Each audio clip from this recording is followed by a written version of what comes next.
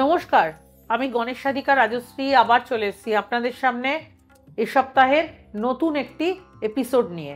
চলুন শুরু করা যাক আজকের এপিসোড।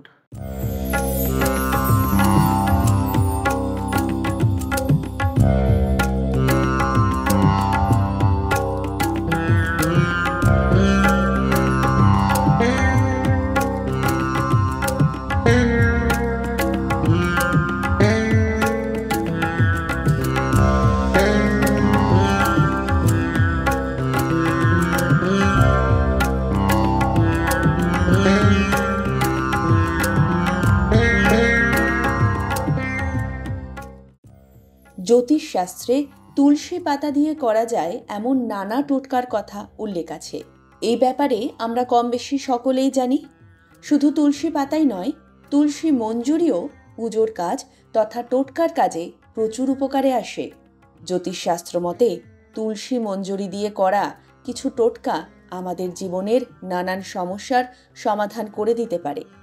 আমরা প্রায় সকলেই জানি তুলসী মঞ্জুরি শ্রী বিষ্ণুর খুব প্রিয় জিনিস। প্রতিদিন শ্রী বিষ্ণুকে তুলসী মঞ্জুরি অর্পণ করলে মোক্ষ লাভ হয়। এছাড়া সাংসারিক নানা বাধা বিপত্তি কেটে যায়।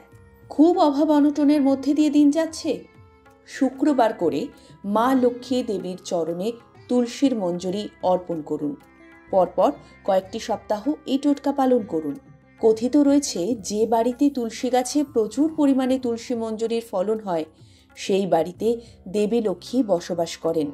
কিন্তু গাছে অতিরিক্ত তুলসী মঞ্জুরি হলে সেগুলিকে অবশ্যই কেটে ফেলতে হবে। একটা লাল কাপড়ে কিছুটা তুলসী মঞ্জুরি বেঁধে নিজের টাকার জায়গায় রেখে দিন।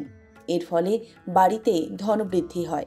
বাড়ি থেকে ঋণাত্মক শক্তি দূর করতে একটা পাত্রে কিছুটা গঙ্গা জল এবং কিছুটা তুলসী মঞ্জুরি একসঙ্গে মেশান। সেই জল সারা বাড়িতে ছিটিয়ে দিন। এর ফলে বাড়িতে থাকা ঋণাত্মক শক্তি কমে যায়। বাচ্চাদের লেখাপড়ায় মন আনতে পড়ার টেবিলে একটা ছোট পাত্রে কিছুটা তুলসী মঞ্জুরি রেখে দিন। শুদ্ধ বস্ত্রে এই কাজ করতে হবে এবং খেয়াল রাখতে হবে তুলসী মঞ্জুরির পাত্রটিও যাতে শুদ্ধই থাকে। কেমন লাগলো আজকের এপিসোড? যদি ভালো লেগে থাকে আমার ইউটিউব চ্যানেল গণেশ সাধিকা রাজশ্রীকে লাইক করুন, শেয়ার করুন এবং বেল আইকনটি প্রেস করে সাবস্ক্রাইব করে রাখুন, যাতে নিত্য নতুন অনুষ্ঠানের নোটিফিকেশন সবার আগে পেতে পারেন।